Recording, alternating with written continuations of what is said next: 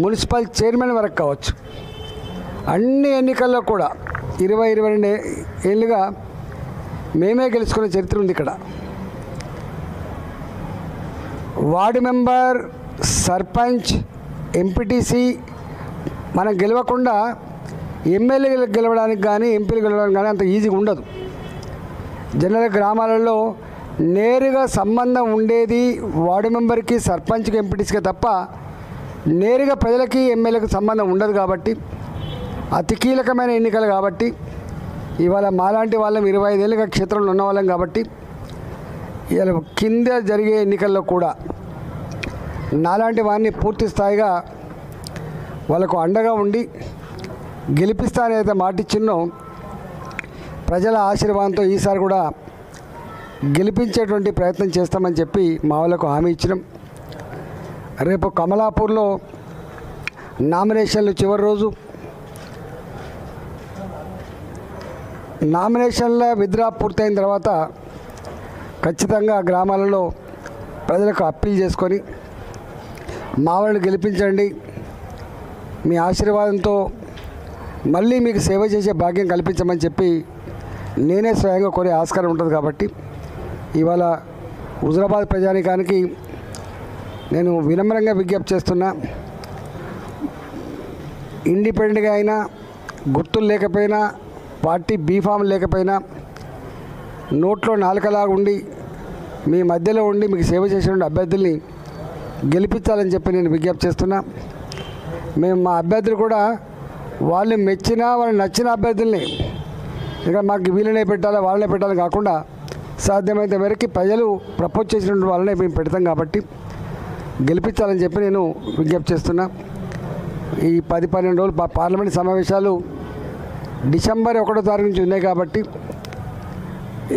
అయినప్పటికీ కూడా స్థానిక సంస్థలు చాలా ఇంపార్టెంట్ కాబట్టి ఇక్కడ ఎక్కువ రోజులు ఉండి ప్రచారం చేస్తా అని చెప్పి కూడా నేను మనవి చేస్తున్నా.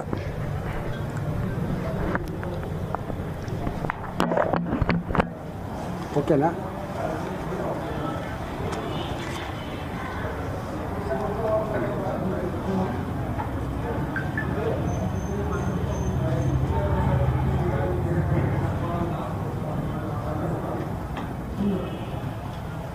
మీకున్న ఫీడ్బ్యాక్ ఏమైనా ఉంటే చెప్పండి.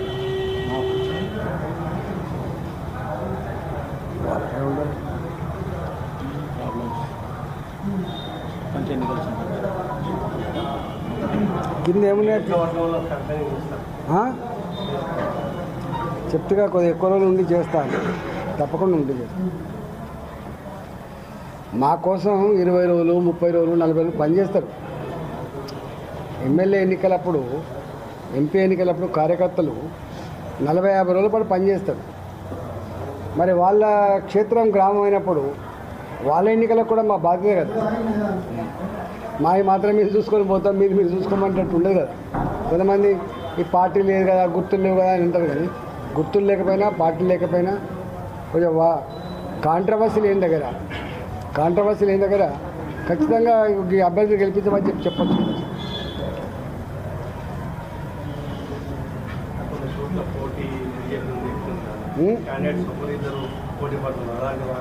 ఇక్కడ సాధ్యమైనంత మేరకి యునానిమిటీ కోసం ప్రయత్నం చేస్తాం. ఒక గుడ్ సైన్ ఏంటంటే ఈసారి ఎక్కువ తక్కువ పట్టుబడతలేదు. చెప్పంగానే మంచిదన్నా, ఎందుకు బిడ్డ ముగ్గురు పోటీ చేస్తారు, వద్దు పైసలు వేసి చేసుకోకుండా అంటే మంచిదన్నాను వెట్టి చెప్తే అట్లా అంటున్నారు. కాబట్టి 99.9% అన్ని గ్రామాల్లో కూడా మా పరంగా ఏకగ్రీవ ఎన్నికల కోసం అంటలేను నేను, మా పరంగా మాత్రం ఇద్దరు ముగ్గురు మా ఫోటోలు పెట్టుకొని మా పార్టీ అని చెప్పుకునే వాతావరణం అయితే ఉండదు సార్. ఖచ్చితంగా మాకు 20-22 నుంచి అది తెలిసిన గ్రామాలు, తెలిసిన ప్రజలు కాబట్టి ప్రజల మూడును బట్టి అర్థమవుతుంది. కాంగ్రెస్ పార్టీ మీద మాత్రం పూర్తి వ్యతిరేకత ఉంది. గ్రామాలలో పూర్తి వ్యతిరేకత ఉంది. మీద బీఆర్ఎస్ పార్టీ మీద ఎలాంటి అభిప్రాయం ఉందో, ఎందుకు వాళ్ళని బొందపెట్టిలో తెలుసు. కాబట్టి రెండు రెండే అనే భావన ఉంది. అన్నిటికంటే ఇంపార్టెంట్ ఏంటంటే ఇవాళ రాష్ట్ర ప్రభుత్వ పరంగా నిధులు లేవు. నేను గతంలో కూడా చెప్పినా, మళ్ళీ చెప్తున్నా, కేంద్ర ప్రభుత్వ పరంగానే అన్న నిధులు ఉన్నాయి. ఉపాధి హామీ పనులు, దాని ద్వారా వచ్చేటువంటి నీకు మెటీరియల్ కాంపోనెంట్ డబ్బులు, నీకు రోడ్లు వేయాలన్నా, మోరీలు కట్టాలన్నా, గ్రామ పంచాయతీ బిల్డింగ్ కట్టాలన్నా, అంగన్వాడీ బిల్డింగ్ కట్టాలన్నా, ఇవన్నీ కూడా కేంద్ర ప్రభుత్వ నిధులతో కడుతున్నారు. వెలిగే చౌరస్తాలో వెలిగే బల్బు కానీ, పెరిగే చెట్టు కానీ, శ్మశాన వాటికలు కానీ, మొన్నటిదాకా కట్టినటువంటి రైతు వేదికలు కానీ, ఇవన్నీ కూడా కేంద్ర ప్రభుత్వ నిధులే.